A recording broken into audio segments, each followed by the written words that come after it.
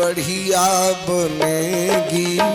संतन के संग लाग रे तेरी बढ़िया बनेगी। बढ़िया बनेगी तेरी उत्तम बनेगी। बढ़िया बनेगी तेरी उत्तम बनेगी। संतन के संग लाग रे तेरी बढ़िया बनेगी। संतन के संग लाग रे तेरी बढ़िया जय हो। बनेगी।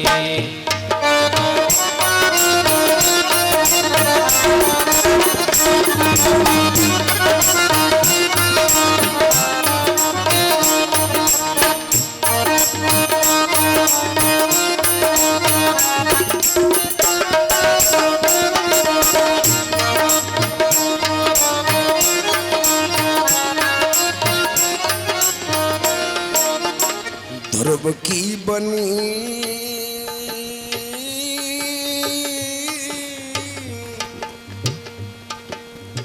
ध्रुव की बनी प्रहलाद की बन गई। ध्रुव की बनी प्रहलाद की बन गई। ध्रुव की बनी प्रहलाद की बन गई। खुल जाए तेरे भी भाग रे तेरी बढ़िया बनेगी। संतन के तेरे भाग रे तेरी बढ़िया बनेगी। अरे बढ़िया बनेगी तेरी उत्तम बनेगी। बढ़िया बनेगी तेरी उत्तम बनेगी। संतन के संग लाग रे तेरी बढ़िया बनेगी। संतन के संग लाग रे तेरी बढ़िया बनेगी। जय हो।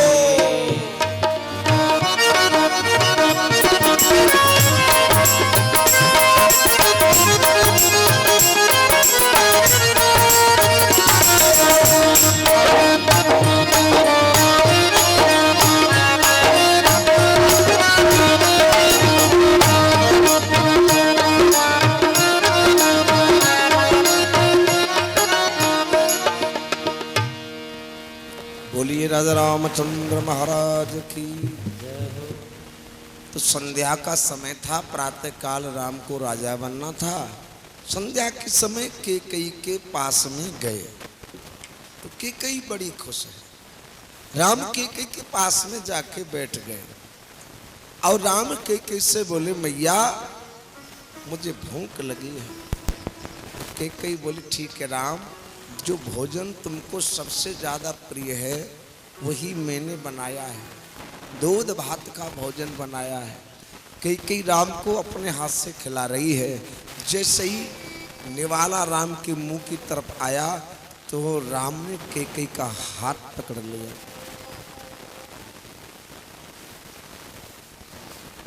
कैकेयी ने कहा राम आपने हाथ क्यों पकड़ा है? कि मैया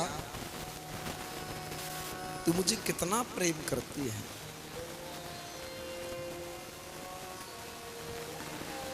कैकेयी रो गई। एक बेटा और मां से प्रश्न कर रहा है कितना प्रेम करती है, जिसको जन्म देते समय अपनी मृत्यु से लड़ जाए, सांसों से जूझ जाए और वो बालक मां से प्रश्न कर दे कि मुझे कितना प्रेम करती है, तो ये फिर वाणी का विषय नहीं, उस मां का हृदय ही बता सकता है। कैकेयी बोली राम मैं तुम्हें बहुत प्रेम करती हूं। कि तो मैया आप मुझे प्रेम करती हो और अगर मुझ पर कोई उंगली उठा दे और टीका कर दे, टीका माने क्या है? टीका माने राजतिलक नहीं है। मां साहब आपने तो पढ़ा होगा उस व्यक्ति पर बहुत टीकाकारों ने टीका किया है। टीका माने टिप्पणी, टीका माने टिप्पणी है। टीका माने तिलक नहीं। तो राम कह रहे हैं मैया अगर तेरे इस प्रिय पुत्र पर कोई टीका करे, टिप्पणी करे, बुराई करे, उंगली उठाए तो मैं बर्दाश्त हो जाएगा। कैकेयी बोली मेरे राम पर पहले तो कोई टीका कर ही नहीं सकता, मेरा राम है ही ऐसा। बोले नहीं मैया अगर मैं राजा बन गया तो मुझ पर टीका जरूर होगा। कैकेयी बोली कौन करेगा? तो राम जी बोले मैया मुझ पर टीका सबसे पहले ये देवता करेंगे, ये टीका करेंगे। देखो पृथ्वी का भार हरण करने गए हैं और राजा बन करके और राज सुख भोग रहे हैं। पृथ्वी का भार हरण करना है इनका मुख्य उद्देश्य और राजा बन करके राज भोग रहे हैं। कैकेयी बोली राम तुम ठीक कह रहे हो। अरे जो ये टीका देवता तुम पर करें वो मुझे बर्दाश्त नहीं होगा। अगर वो टीका कोई बेशक मेरे भरत को कर दे कोई बुराई नहीं राम, लेकिन तेरे जैसे पुत्र पर किसी ने टीका कर दिया तो मुझे बर्दाश्त नहीं होगा। तो कैकेयी ने पहला वरदान जो दशरथ से मांगा भरत के लिए, तो राज नहीं मांगा, टीका मांगा कि जो टीका मेरे राम को होना है, कोई टीका मेरे राम को करे वो टीका मेरे भरत को कर दो, मुझे कोई बुराई नहीं है।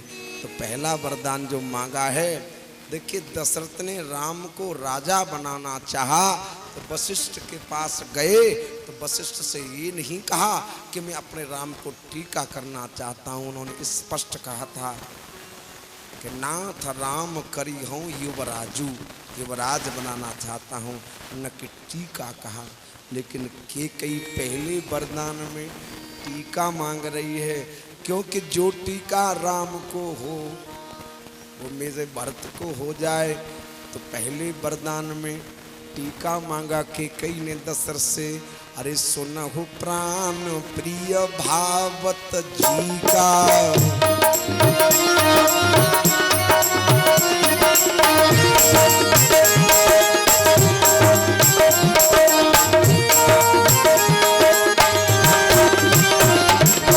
देखो वैसे तो मैं अपने जाने पूरी तरह से ब्रज भाषा का प्रयोग कर रहा हूँ, बिल्कुल देहाती सब समझ में आए। तो फिर भी अगर आपको कठिनाई हो रही हो तो भाषा और सरल करूँ, आ रही है समझ में? टीका माने टिप्पणी।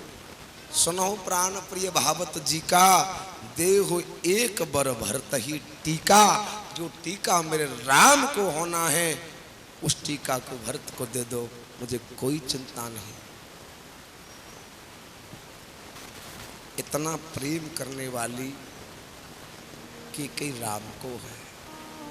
तो कैकेयी बोली ठीक है राम, ये बात मैंने आपकी मान ली, जो टीका आपको होना है वो भरत को हो जाए, कोई दिक्कत नहीं, कोई परेशानी नहीं।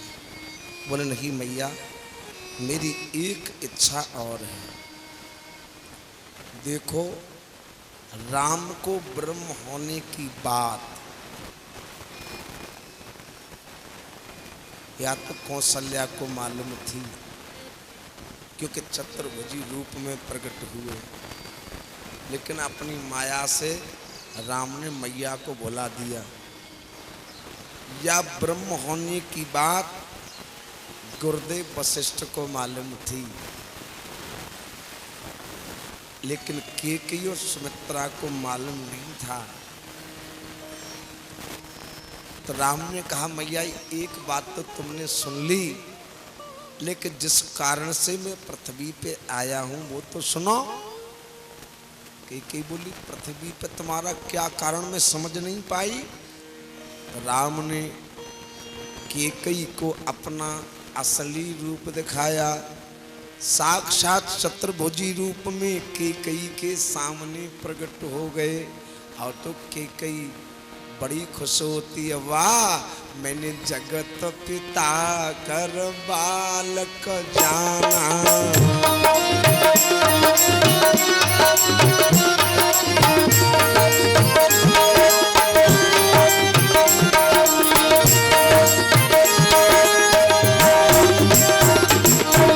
मैंने कितनी बड़ी भूल की, जगत पिता को बालक समझ बैठी, हाथ जोड़ के खड़ी है, आदेश करो प्रभु। लेकिन भगवान ने अपनी योग माया से कैकेयी को फिर सब कुछ भुला दिया। और बोले मैया अगर मुझे प्रेम करती है तो मेरे लिए तुमको एक त्याग और करना पड़ेगा। कैकेयी बोली मैं तैयार हूं। राम बोले तैयार होने से पहले एक बात और सुन ले मैया, मेरी उस बात को मानने में तेरी बहुत बड़ी हानि होगी। कैकेयी बोली क्या हानि होगी? कि सबसे पहले तो ये सुन, तेरा सुहाग उजड़ सकता है, जो पत्नी का सबसे बड़ा आभूषण है। तो कैकेयी पहले तो मौन हो गई, और मौन होने के पश्चात कुछ समय बाद रोती हुई बोली ठीक है राम, मुझे वो स्वीकार है। बोले क्यों? कि ये जो पति है ये तो सांसारिक पति है, क्षणिक पति है, कुछ समय बाद जाना ही जाना है। ये तो पाप का पति है। वास्तविक जानते हो धर्म का पति कौन है? धर्म का पति वो जगत पति है।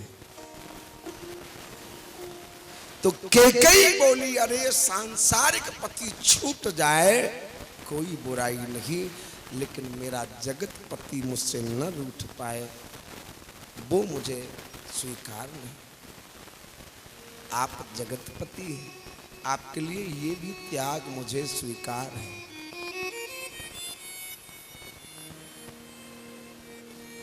और राम आगे बोलो और बोले सुन मैया,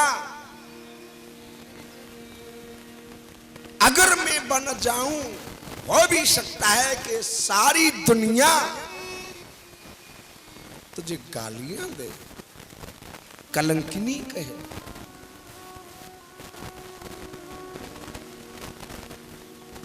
कैकेयी फिर मौन हो गई। समाज दृष्टि से जिसका तिरस्कार हो जाए, साहब समाज में जिसका तिरस्कार हो सामाजिक दृष्टि में सबसे बड़ा अपमान है। लेकिन मेरे भाई बहन जो वास्तविक संत होते हैं उन्हें न मान की चिंता होती है न अपमान की चिंता होती है। कैकेयी बोली ये सब कलंकिनी क्यों कहेंगे? कि मैया बात ही ऐसी है, और देख जो मैं तुझसे मांगने जा रहा हूं तू उसको मुझे दे, फिर भी तुझे कलंक लगेगा, और न दे फिर भी कलंक लगेगा। तेरे कलंक को लगने से तो कोई रोक नहीं सकता। ऐसा न हो तुझे भी कलंक लग जाए और मेरा भी कार्य अधूरा रह जाए। अब कैकेयी को कलंक क्यों लगना है? बचपन में ये थोड़ा इसका उग्र स्वभाव था। ये प्रसंग मैंने एक दिन कहा भी था। अपनी सखियों के साथ वन भ्रमण करने गई, वहां एक दंडी स्वामी बैठे तपस्या कर रहे थे वट वृक्ष के नीचे। उनकी गोदी में ब्रह्मदंड था और उन संतों के मुंह में दांत नहीं थे और तपस्या कर रहे थे। जिसके मुंह में दांत न हो वो व्यक्ति सांस ले तो आपने देखा होगा कुछ अजीब सा लगता है। अब ये बालक तो थी ही,